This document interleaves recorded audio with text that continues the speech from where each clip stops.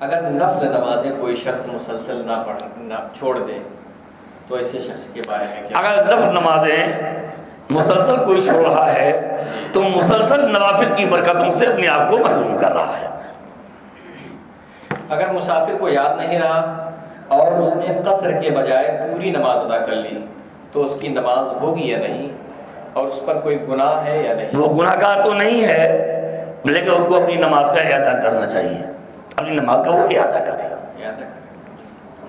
اگر عشاء کی نماز قضا ہو گئی تو فرض کی قضا اور وتر کی قضا الگ الگ وقت میں ادا کر سکتے ہیں یا دونوں کی قضا ساتھ میں پڑھنا ضروری ہے؟ دیکھیے، وتر جو ہے یہ واجب اللیل ہے، یہ ایک مستقل واجب علیحدہ ہے، اور فرض ایک الگ فرض ہے، لہذا اگر وہ ساتھ میں پڑھ لے تو زیادہ اچھا ہے، کہ تاکہ ایسا نہ ہو کہ عشاء کی نماز فرض اس نے پڑھ لی اور پھر بھی تو بھول جائے، یاد نہ رہے، تو بہتر یہی ہے کہ دونوں کی قضا ساتھ میں پڑھ لے۔ پھر بھی اگر وہ الگ الگ وقت میں قضا پڑھے گا تب بھی نماز اس کی ہو جائے گی۔ جی حضور، ایک سوال یہ ہے کہ بہت سے وارثی لوگ نماز نہیں پڑھتے، اور ان سے اگر کچھ کہا جائے کہ نماز کیوں نہیں ادا کرتے تو وہ دلیل میں پیش کرتے ہیں کہ وارث پاک بھی تو نماز نہیں ادا کرتے تھے، ہم لوگ دل سے نماز پڑھ لیتے ہیں۔ یہ ان کی خالص جہالت ہے۔ جی، نماز اللہ نے اس پر فرض کی، یہ جو جسم ہے، دل پر نہیں خالی فرض کی، یہ جسم پر فرض کی ہے، سمجھ گئے آپ؟ حضرت حاجی وارث پاک علیہ الرحمہ اللہ کی ایک ولی کامل تھے، ہمارے بزرگوں میں ہیں، دیوا شیخ میں آرام فرما رہے ہیں۔ یہ جو لوگ کہتے ہیں کہ وہ نماز نہیں پڑھتے تھے، یہ ان کی غلطی ہے، جہالت ہے۔ حضرت پر جب وجد طاری ہوتا تھا، جذب میں ہوتے تھے، حالت جذب میں ہوتے تھے تو نماز نہیں پڑھتے تھے، اور مجذوب پر حالت جذب میں نماز فرض نہیں ہے۔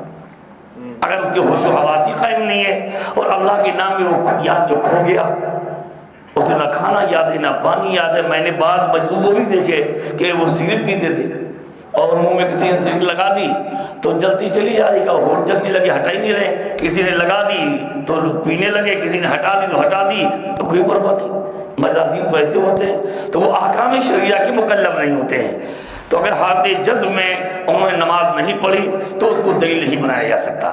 لیکن جب سرکار وارث پاک رضی اللہ تعالیٰ عنہ حالت صوت ہوتے تھے اور ہوش و حواس میں ہوتے تھے، جذب نہیں ہوتا تھا، الحمدللہ سرکار وارث پاک اس وقت باقاعدہ پابندی کے ساتھ نماز ادا فرماتے تھے۔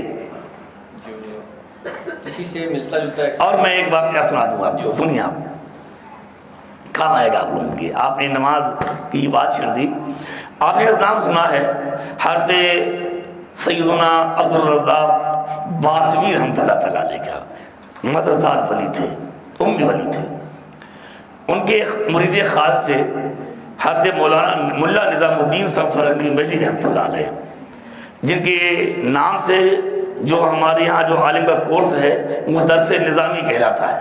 یہ درس نظامی حضرت مولانا نظام الدین صاحب فرنگی مہدی کے نام سے چل رہا ہے، چونکہ اس کو باقاعدہ انہوں نے رائج کیا۔ تو یہ حضرت عبدالرزاق صاحب باسوی رحمۃ اللہ تعالیٰ علیہ سے مرید تھے، اور وہ اپنے پیر کے بہت عاشق تھے، عالموں کو مفتیوں کو پڑھاتے، پڑھا لے کے فارغ ہوئے بس بہت حضرت خدمت میں سر میں تیل لگا رہے ہیں، پیر دبا رہے ہیں۔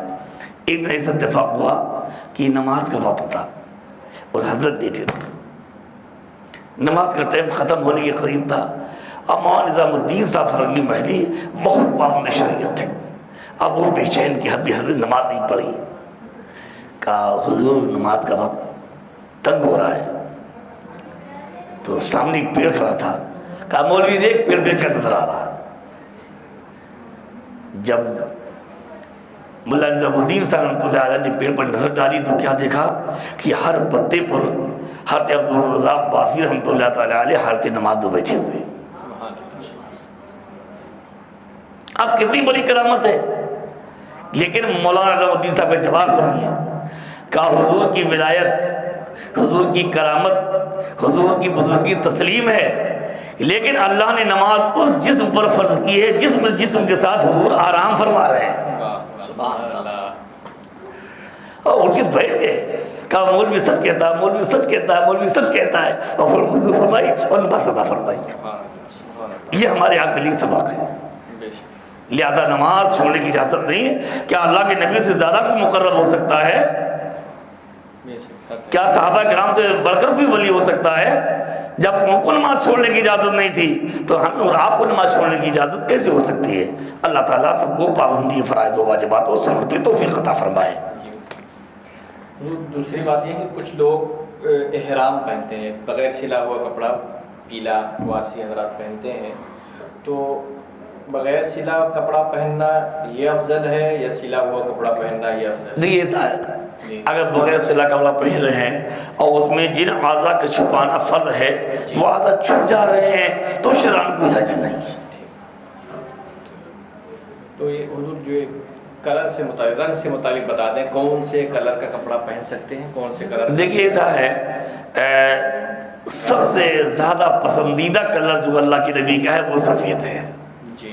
سرکار نے سفید رنگ کو بہت پسند فرمایا ہے. بقیہ کسی بھی کلر کا پہن سکتے ہیں، بس لال کپڑا مرد کو اللہ کے نبی نے حدیث پاک میں منع فرمایا ہے کہ لال کپڑا مرد کو نہیں پہننا چاہیے، عورتوں کو اجازت ہے. لال کپڑے کے علاوہ اور کسی دوسرے رنگ کے بارے میں حدیث میں ممانعت.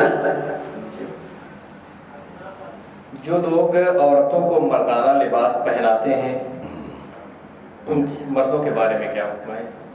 یا جو عورتیں شعور والی ہیں، بالغہ ہیں اور مردوں والا لباس پہنتی ہیں؟ اچھا، میں آپ کے جواب میں بخاری شریف کی حدیث پاک سناتا ہوں. میرے آقا دو جہاں قراری بے قراراں شفیع آسیاں چارہ سازی در بندہ غیب جاننے والے پیغمبر صلی اللہ علیہ وسلم نے ارشاد فرمایا لعن اللہ المتشبہین من الرجال بالنساء والمتشبہات من النساء بالرجال. اور کما قال صلی اللہ علیہ وسلم، میرے آقا نے فرمایا اللہ کی لعنت ہے ان مردوں پر جو عورتوں سے مشابہت کرتی ہیں، اور اللہ کی لعنت ہے ان عورتوں پر جو مردوں سے مشابہت کرتی ہیں. لہذا مردوں کو عورتوں جیسا لباس پہننے کی اجازت نہیں ہے اور عورتوں کو مردوں کا لباس پہننے کی اجازت نہیں ہے. لہذا یہ اسلامی ماں بہنوں کا پینٹ پہننا، شرٹ پہننا، ٹی شرٹ پہن کے ٹہلنا یا مردانہ جوتے پہننا یہ ناجائز ہے، گناہ ہے، اور ایسا کرنے والی عورتوں پر اللہ تبارک و تعالیٰ کی لعنت ہے. لہذا مردوں کو مردانہ لباس پہننا چاہیے اور عورت کو اللہ نے عورت بنایا ہے تو عورتوں کو عورتوں کا لباس پہننا چاہیے. اگر حضور حضرت علی کے جیسے ایک صاحب نے کیا ہے کہ ہم ایک دوسرے پیر صاحب سے مرید ہونا چاہتے ہیں لیکن ہمارے والد صاحب اجازت نہیں دے رہے ہیں، تو والد کی اجازت کے بغیر کیا ہم دوسری جگہ؟ دیکھیے اگر کسی شخص کا قلب کسی پابند شریعت پیر کی طرف راغب ہے کہ وہ پیر پابند شریعت ہے، پیر کی شرائط پائی جا رہے ہیں، اس لیے وہ مرید ہونا چاہ رہا ہے، تو اگر مرید ہو جائے گا تو شرعاً کوئی حرج نہیں. حضرت علی کی مزار شریف کہاں ہے؟ بہت سے لوگ کہتے ہیں کہ ان کے مزار کا صحیح پتہ ہی نہیں معلوم. سرکار مولا کائنات کا مزار شریف نجف اشرف میں ہے. ایک اور سوال ہے، ایک صاحب نے سوال کیا کہ میری شادی ہے تو کیا میں ہاتھوں میں مہندی لگا سکتا ہوں؟